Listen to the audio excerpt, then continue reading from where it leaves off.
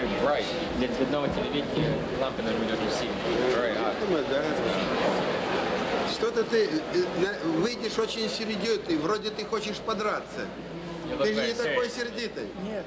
Ее превосходительство, господин Никсон, видел меня в очень хорошем настроении.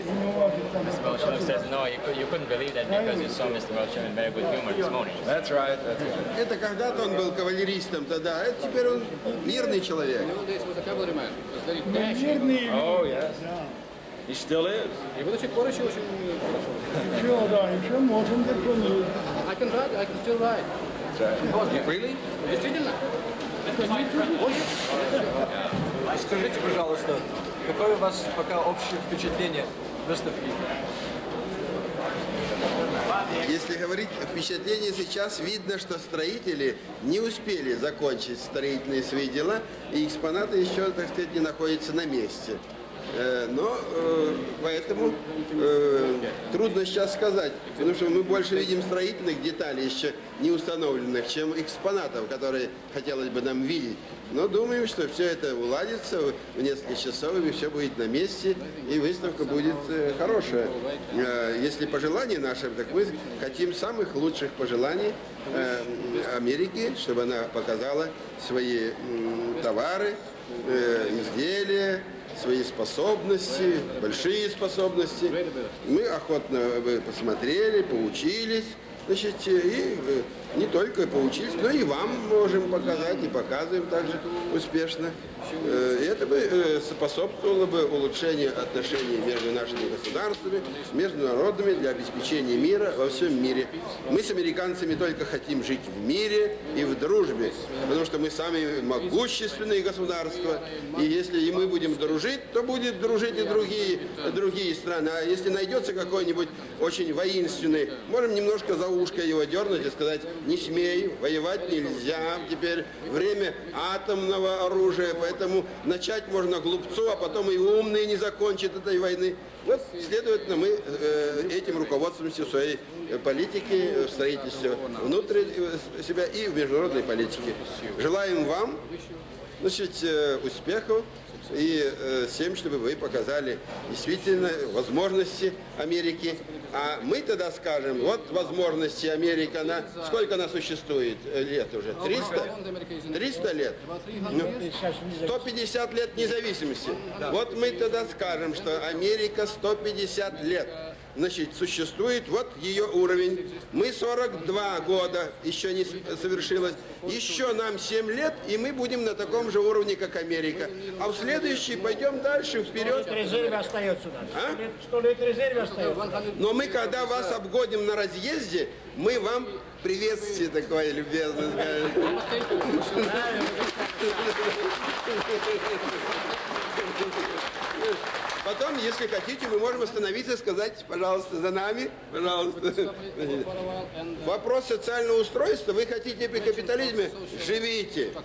Это дело ваше, это вопрос внутренний, нас не касается. Мы можем вам сочувствовать, ну что же, раз вы не понимаете, ну живите так, как понимаете. Вот видите.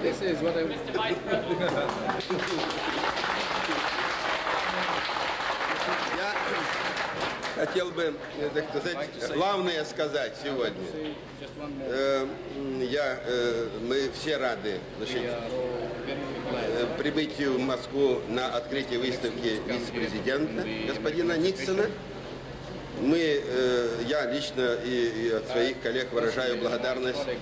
Господин президент прислал послание, я еще не прочел, но я заранее верю, что добрыми пожеланиями я выражаю благодарность. Значит, и у нас, вот, думаю, что вы будете довольны нашим пребыванием.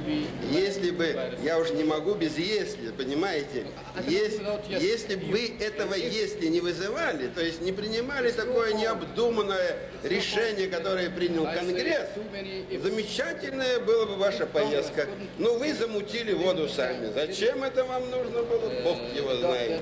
Что случилось? Какая черная кошка, понимаете, пробежала у вас, значит, и спутала вам, понимаете, разум, понимаете, вы приняли неразумное решение. Но это дело ваше, мы не вмешиваемся в ваши внутренние дела.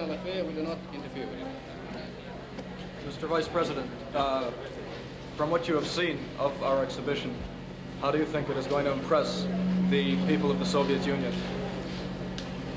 Well, I have not had much of an opportunity to see it yet, but I've seen a great number of photographers, and as has, of course, the President and the Prime Minister.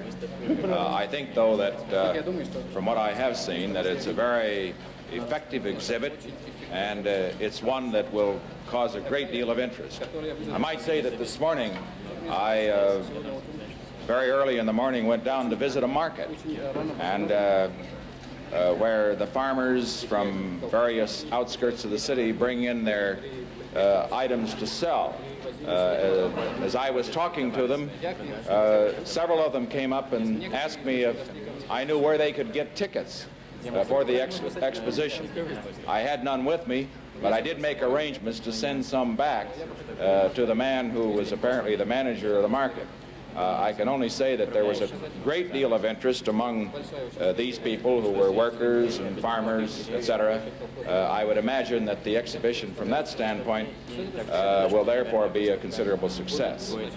As far as Mr. Khrushchev's comments just now, they are in the tradition we learned to expect from him of speaking extemporaneously and frankly whenever he has an opportunity.